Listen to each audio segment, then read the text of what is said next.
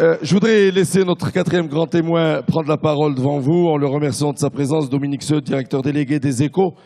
Merci Dominique Seux de votre présence. Merci de vous intéresser à l'Afrique. Merci de prendre le pouls de ce qui se passe chez nous.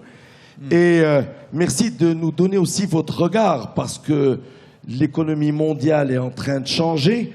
Nous sommes pleins de rêves et pleins d'ambitions. Vous voyez bien que nous sommes en mouvement. Et on voudrait peut-être avoir votre regard sur comment tout ça va s'enclencher dans ces changements d'économie internationale. Merci beaucoup. Alors d'abord, je prends des leçons de journalisme auprès de vous parce que je vois que vous ne lâchez pas le morceau tant que vous n'avez pas les réponses. Donc je prends des leçons. Voilà. Merci en tout cas d'abord au Forum de permettre à un journaliste économique de s'exprimer.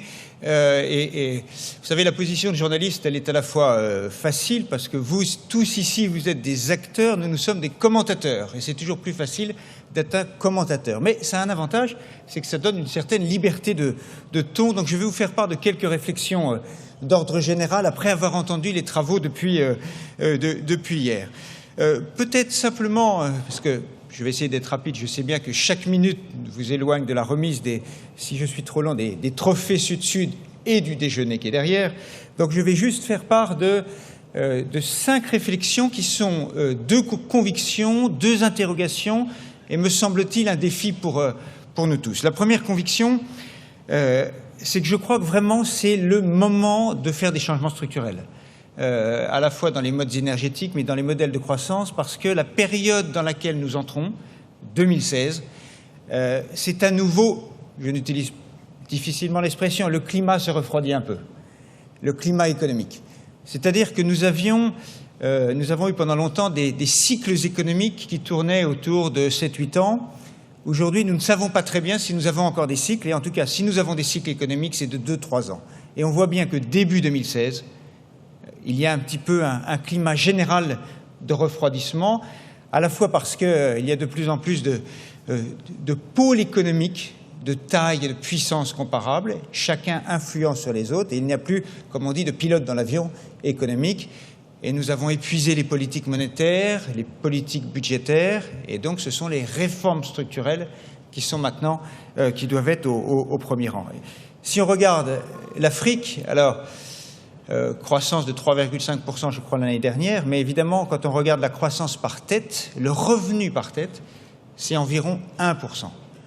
Et c'est vrai qu'il faut se poser la question, est-ce que l'idée que nous avons eue tous depuis quelques années, qui était le miracle africain, la plus forte croissance continentale, avec les grandes perspectives, quand on voit que les prix des matières premières s'effondrent, à ce moment-là, la plage, on voit le sable sur la plage, la mer se retire un petit peu et on doit se poser la question, sans doute tous, est-ce que les changements vers une économie qui soit moins liée aux matières premières ont été faits? Est-ce que le basculement vers l'industrie, vers les services est suffisamment puissant? Un revenu qui progresse de 1% par tête, ça n'est pas beaucoup.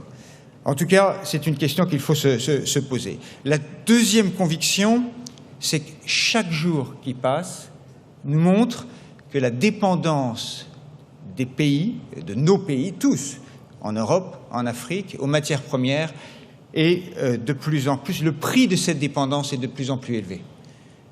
On le voit bien pour les économies productrices, les grands producteurs, Nigeria, Angola, Algérie bien sûr, sur ce continent. On voit que le coût est élevé. On sait bien, on devine, alors je ne sais plus qui disait tout à l'heure que prévoir les cours du pétrole, c'est vraiment lire dans le marc de café, c'est vrai. Ce qui est sûr, ce qui semble en tout cas vrai, c'est qu'il s'est passé un changement structurel depuis 2014-2015, c'est que, j'allais dire, le régulateur numéro 1 mondial, qui était l'OPEP, n'a plus la main, ne fait plus la loi sur le marché. 1974, 2014, nous changeons de période, et donc il y a beaucoup d'imprévisibilité. Et toute l'économie mondiale, notamment celle des matières premières, me semble-t-il, et je peux me tromper, est celle de l'imprévisibilité. Et donc, il faut envisager d'autres modèles. Mais les pays non producteurs sont tout à fait concernés aussi, parce que ça a été moins évoqué, mais il y a les questions de déforestation, quand même. La déforestation, représente 8% des émissions de gaz à effet de serre qui sont non absorbés. Même chose pour les centrales à charbon, il y a des défis qui sont considérables. Et puis il y a les défis de demain. Je suis frappé quand on regarde le dernier rapport de l'Agence internationale de l'énergie, c'est de voir, qui a été publié la semaine dernière, on voit que le coût d'extraction des minerais progresse chaque jour.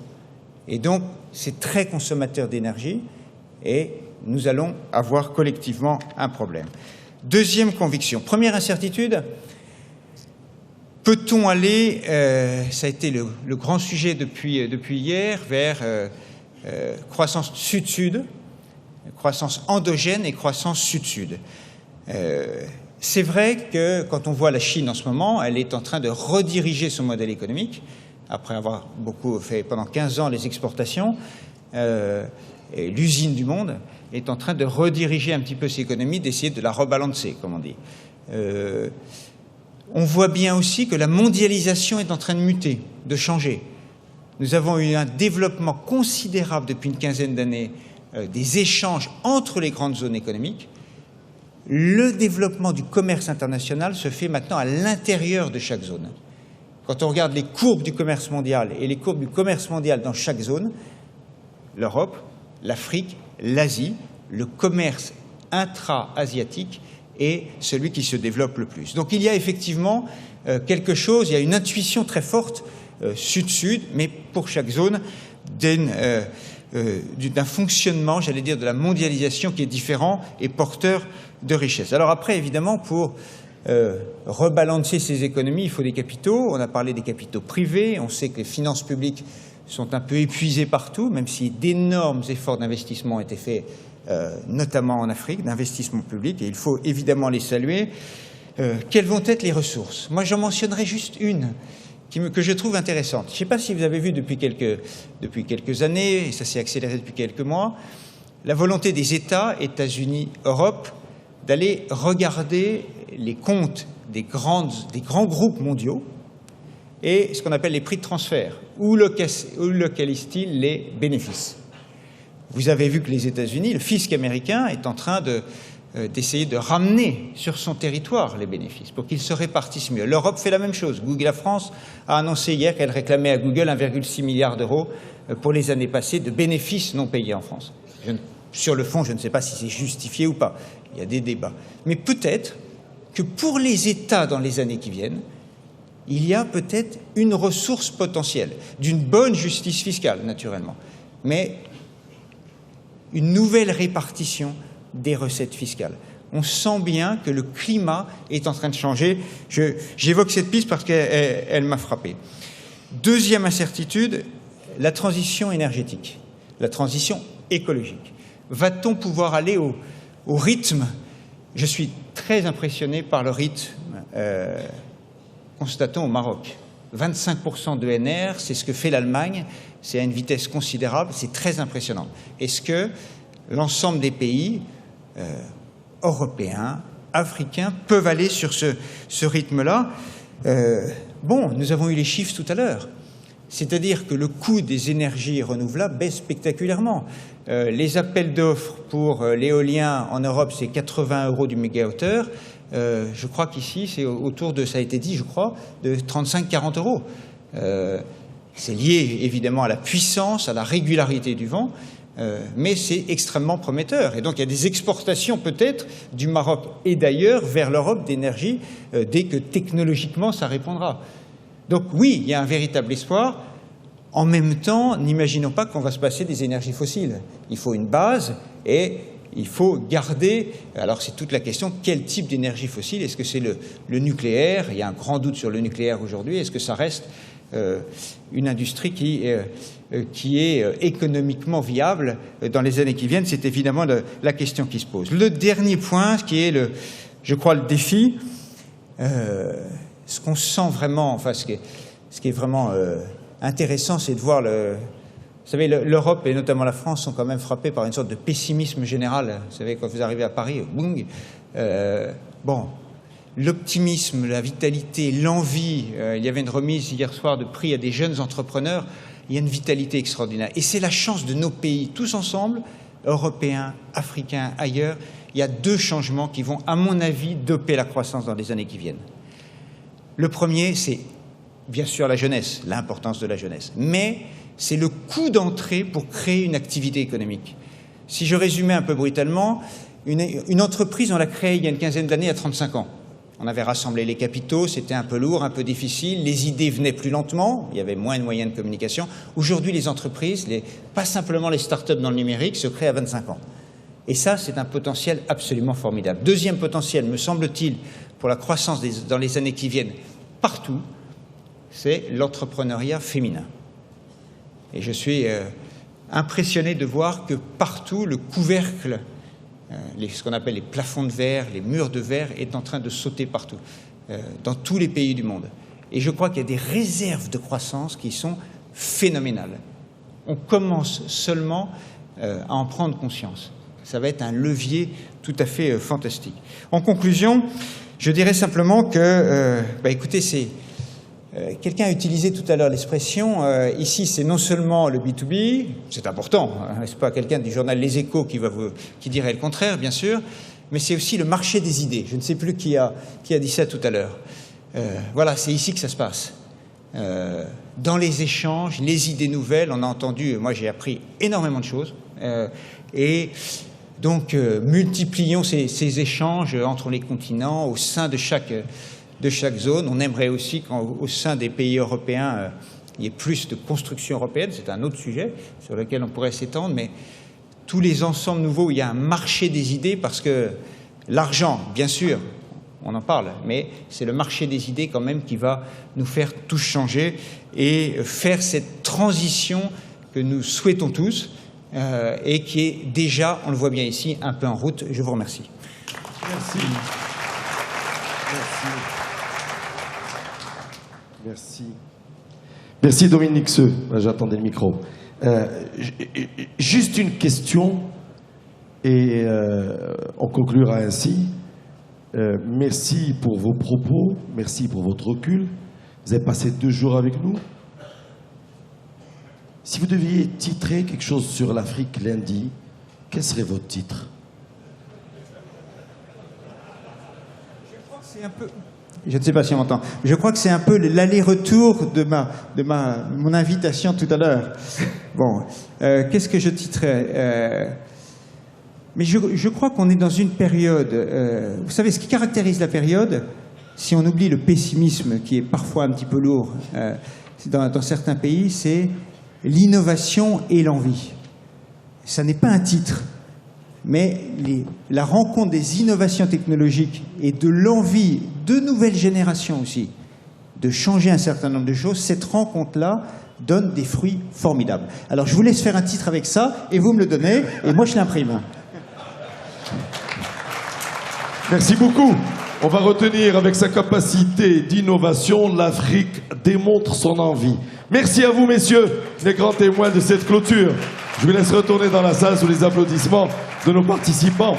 Magnifique. Si un caméraman, un cadreur peut me donner un plan de la salle, j'aimerais que vous voyez comment la salle est pleine pour cette clôture. Et je voudrais vous saluer votre présence. Merci beaucoup à toutes, à tous. 23 pays représentés. Merci, monsieur le ministre. Nous allons passer à la toute dernière séquence.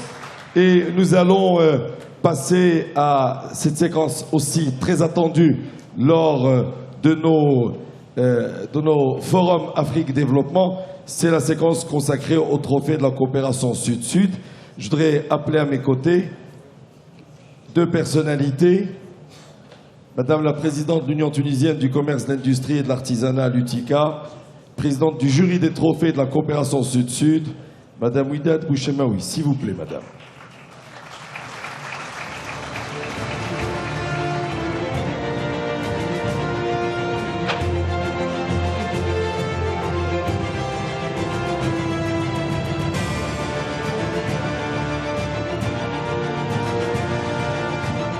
Je vais vous laisser aller faire votre discours.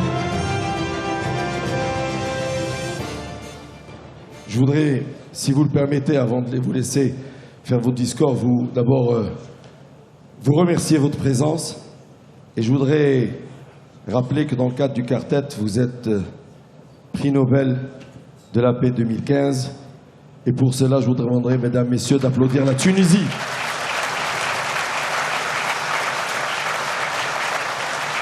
franchement plus fort. Je voudrais que la Tunisie le sente. Je voudrais que la chaleur qui est dans cette salle touche nos frères tunisiens dans cette partie d'Afrique du Nord. Je voudrais que l'Afrique démontre sa solidarité avec cette nation. Je voudrais que la Tunisie continue à représenter de l'espoir, la volonté de se relever, de marcher droit. La Tunisie a besoin d'investissement, a besoin de solidarité. Ce n'est pas le moment de douter d'elle, de ces femmes et de ces hommes. Et à travers vous, madame, voyez comment ce public exprime à votre nation la reconnaissance qu'elle mérite. Je vous laisse prendre la parole. Merci de votre présence. Merci à vous.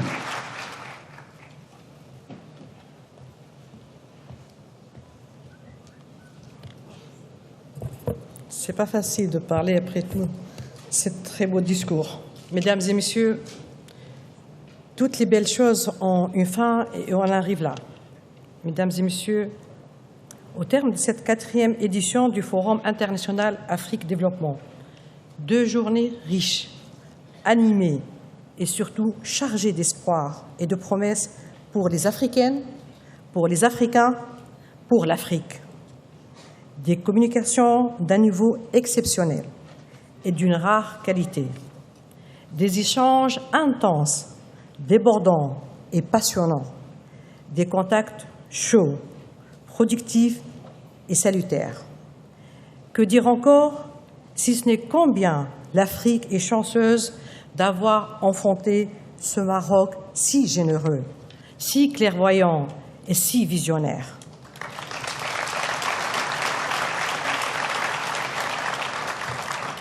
Pour annoncer l'amorce d'une épopée pour l'Afrique. Merci au Maroc, merci à Tijeri Wafa Bank, merci à Maroc Export. Il faut les remercier. Hein.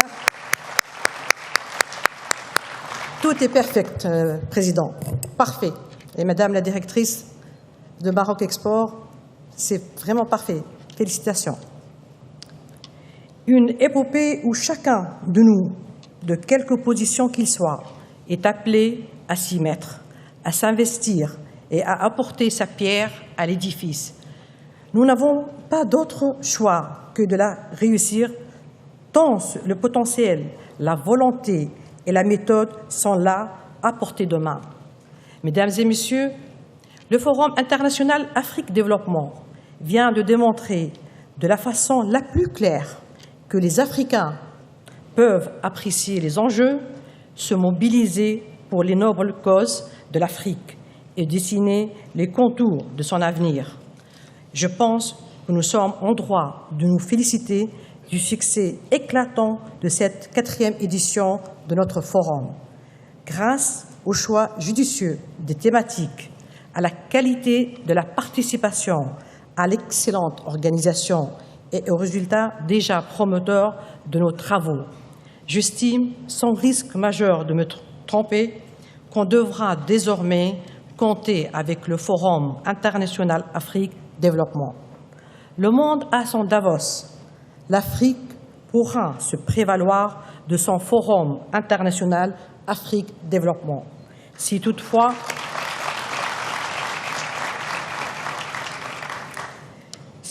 l'on pourrait construire sur cette base, sur cette belle réalisation et capitaliser sur ses acquis.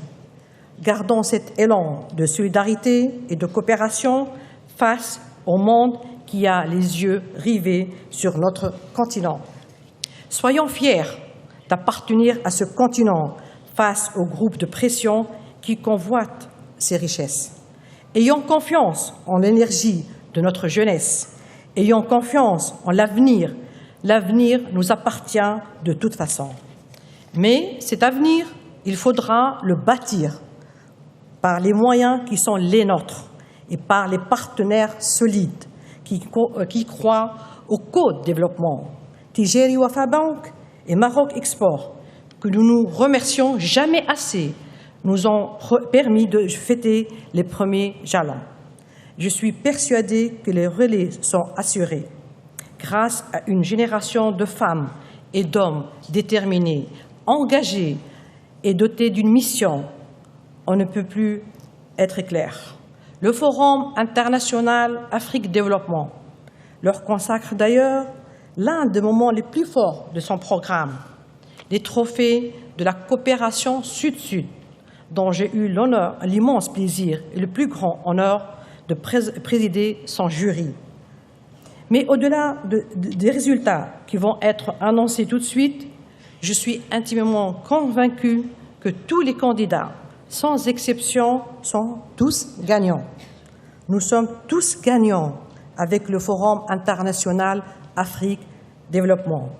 Je vous donne tous rendez-vous l'année prochaine, Président, à Casa. Je vous remercie de votre attention et la délibération. Donc, je pense, j'appelle les membres du jury à monter sur scène aussi. Merci, madame. Absolument. Venez. Venez, installez-vous à mes côtés. On va laisser votre collègue venir aussi. On va lui demander quelques mots avant de passer à... Installez-vous, installez-vous. On a quelques minutes devant nous. Je voudrais vous proposer d'accueillir M. Jean Kakou Diago, président du groupe NSIA, de la Confédération générale des entreprises de Côte d'Ivoire et de la Fédération des organisations patronales de l'Afrique de l'Ouest. Venez, cher président. Ravi de vous retrouver. Je vais vous laisser dire quelques mots.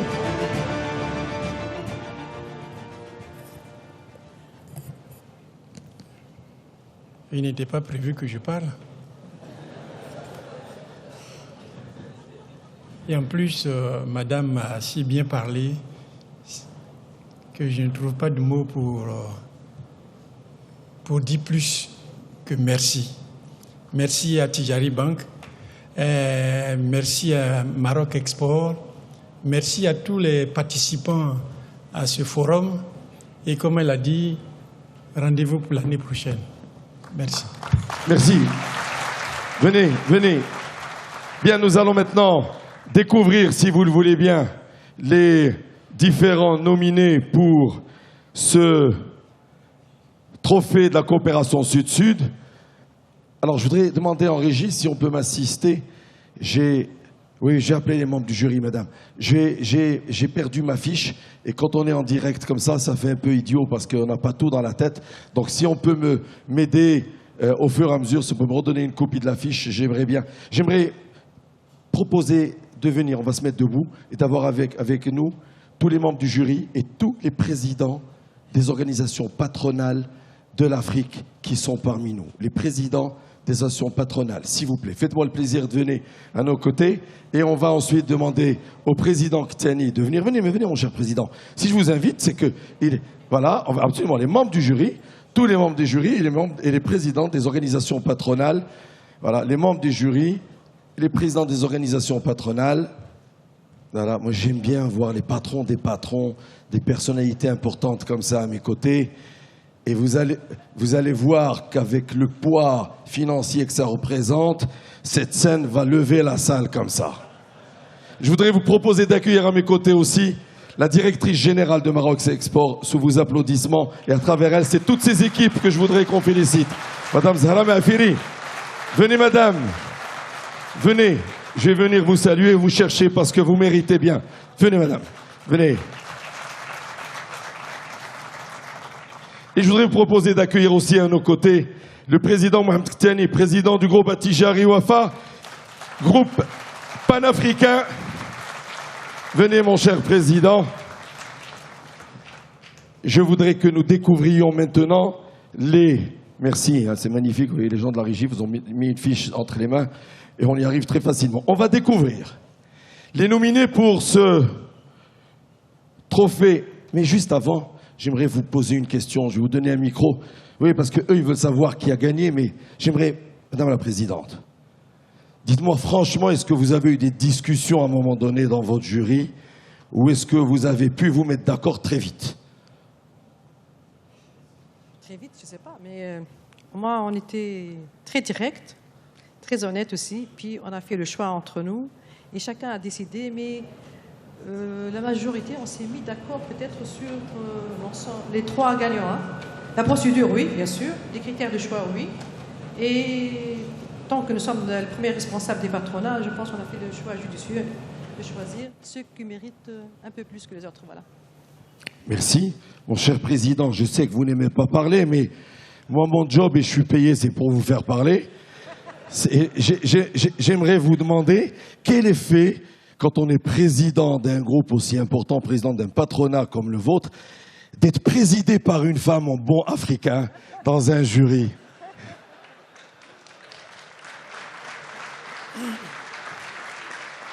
Mais quand cette femme est charmante. Avec de l'audace, de l'intelligence et prix Nobel de la paix. Et franchement, vous avez une chance magnifique. Merci.